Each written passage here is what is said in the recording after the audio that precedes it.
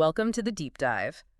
You asked us to cut through the noise, the speculation, and frankly, the daily headlines to really distill what's changing in the Indo-Pacific. And over the last 2 weeks, spanning, the end of 2025 and the start of this new year, the temperature in the Taiwan Strait and the South China Sea rose, well, dramatically. It really did. And we've pulled together the essential facts and context, the reports, the briefings, to give you a clear, calm picture of what is happening. And why it matters. Our mission here is simple.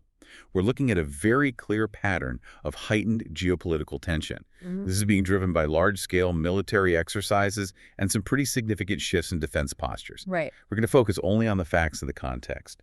Our goal is to deliver the kind of analysis that informs decision-makers without, generating unnecessary fear.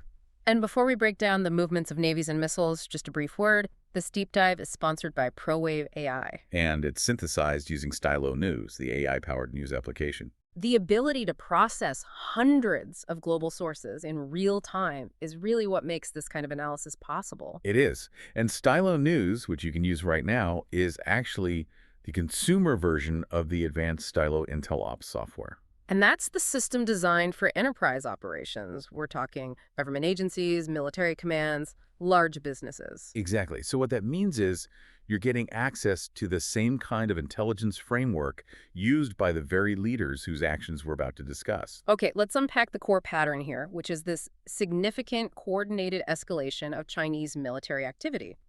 And this isn't just a few ships sailing around.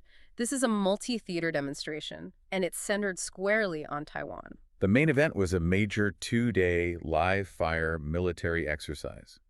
It was conducted by China's People's Liberation Army, the PLA, specifically their Eastern Theater Command. And they gave it a name. They did. It was dubbed Justice Mission 2025, and it ran right up to the new year. And this is where it gets really interesting, because this was a critical shift. It wasn't just symbolic force. No, not at all.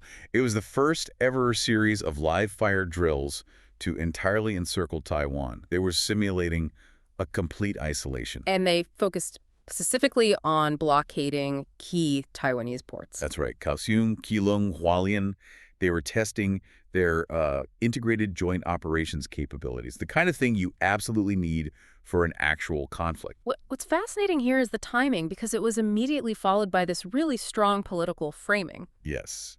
President Xi Jinping, in his New Year's address, he emphasized the unstoppable trend of reunification. The message couldn't be clearer. No.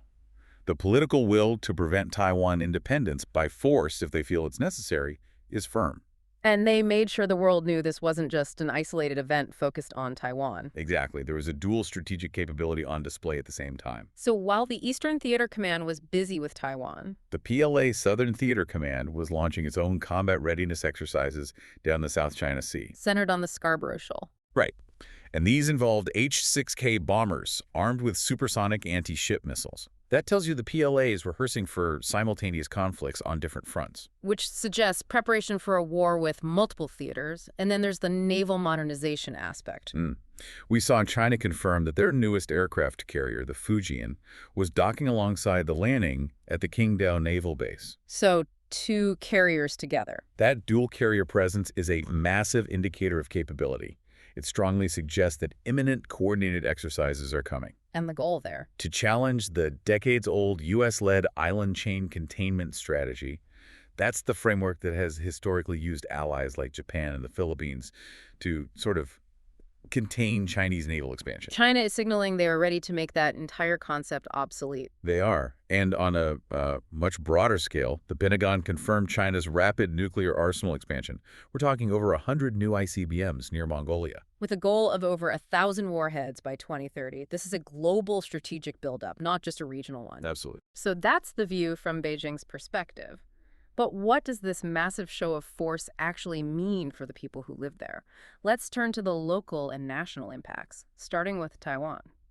Well, the vulnerability that the simulation highlighted is severe. Because of energy? Because of energy. Taiwan relies on imported energy for a staggering 96% of its needs. Wow. So that simulated blockade wasn't just symbolic. It showed exactly where China could place a choke point to cripple the island's economy very, very quickly. And Taiwan's reaction was immediate. It was practical, too. They raised their readiness levels, deployed their naval assets, and announced a nearly 100 billion new Taiwan dollar investment To do what specifically? to strengthen coastal defenses. They're hardening key landing areas, what military planners call composite red beaches. The most likely spots for any amphibious assault. Precisely. And we have to note the complexity of their situation. This geopolitical pressure is layered on top of natural hazards. Right, the earthquake. Just days before these drills, a magnitude 7.0 earthquake struck Taiwan's eastern coast. They're navigating a security environment with dual vulnerabilities, military coercion, and natural disasters. Okay, let's shift focus to the Philippines, a long-standing U.S. treaty ally, which is facing its own direct impacts in the South China Sea. Manila is dealing with, well, increased maritime assertiveness from the Chinese Coast Guard around Scarborough Shoal or Huangyan Island. Which directly challenges Philippine sovereignty. It does, though interestingly, amid all that tension, the Chinese Navy did provide a humanitarian rescue for a stranded Filipino fisherman. It's a reminder that these things are never black and white. Never. Diplomacy and conflict often exist side by side. But the larger national policy in Manila seems to be a strategic reassessment of its security partners. You mean regarding the United States? That's right.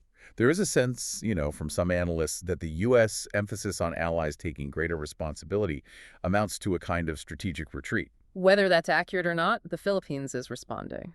They are.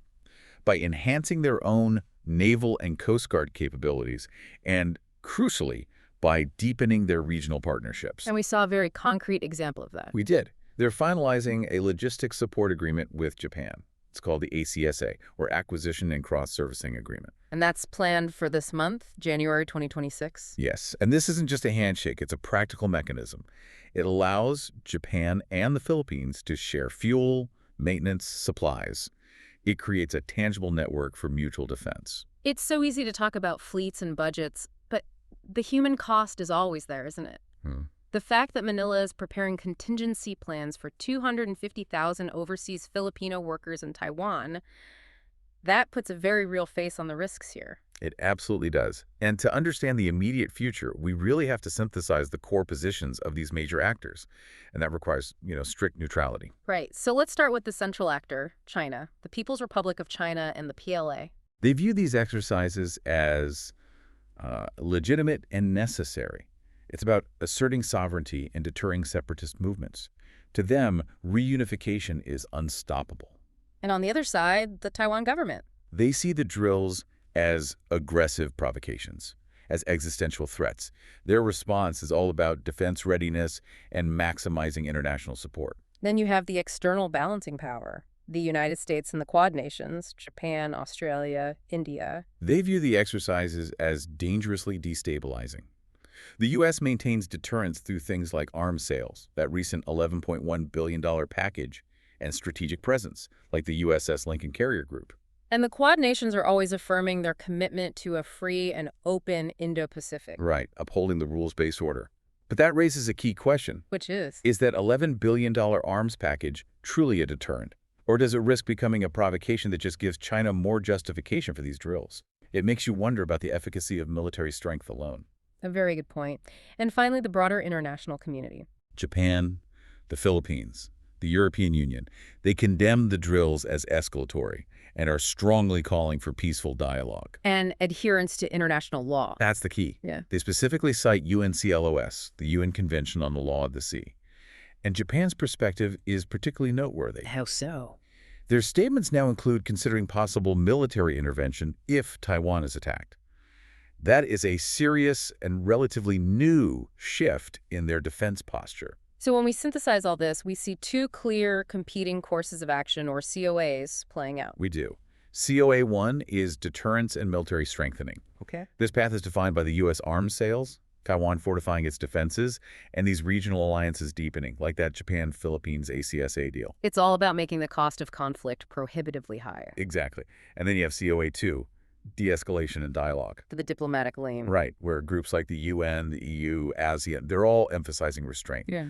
This hope really rests on those scheduled U.S.-China diplomatic meetings in 2026. But I have to ask, given the intensity of these drills, how much traction can diplomacy really gain while military capabilities just keep ramping up? That is the central question. The polarization we just described in those two COAs, it's perfectly mirrored in the global news sources themselves. It really is.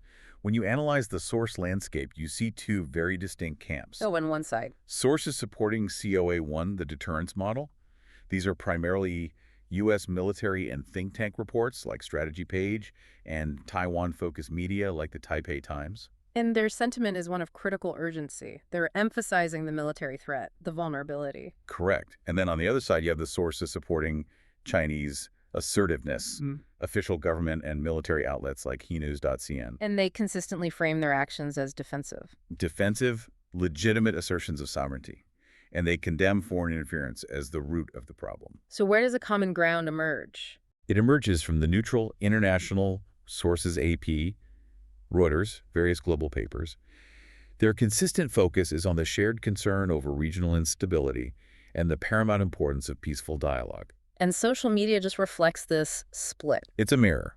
Deep anxiety and criticism in allied and Taiwanese circles versus, unwavering support for national policy and state-controlled outlets. So as our listeners try to stay informed, what are the most likely immediate developments they should be watching for? Okay, 3 things. First, anticipate the continuation of PLA joint military drills near Taiwan in early 2026. The pressure campaign will likely be sustained. Second, look closely at the signing and, more importantly, the implementation of that Japan-Philippines ACSA logistics agreement this month. That's a crucial measure of deepening regional alignment. Finally, watch the tone and the deliverables from the scheduled U.S.-China high-level diplomatic meetings later this year. Those will tell us if COA-2 has a real chance to slow the momentum of COA-1.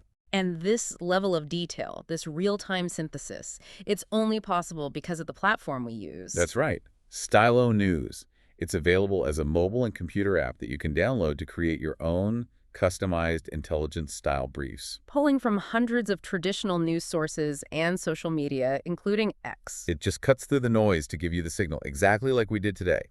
The power here is that you get access to tools designed for strategic intelligence gathering. We really urge you to subscribe to Stylo News today to get AI-powered news on demand and to be as well-informed as the global decision-makers whose actions we just tracked. You can download the application and customize your intelligence briefs by visiting www.stylonews.com. That's STYLONEWWS.com, yeah. And with that, we conclude this deep dive. Thank you so much for joining us as we navigated the facts and the critical perspectives shaping the Indo-Pacific. The situation is tense, absolutely. But understanding the perspectives of all the actors is really the key to seeing any path forward. Until next time, stay curious and keep connecting those dots.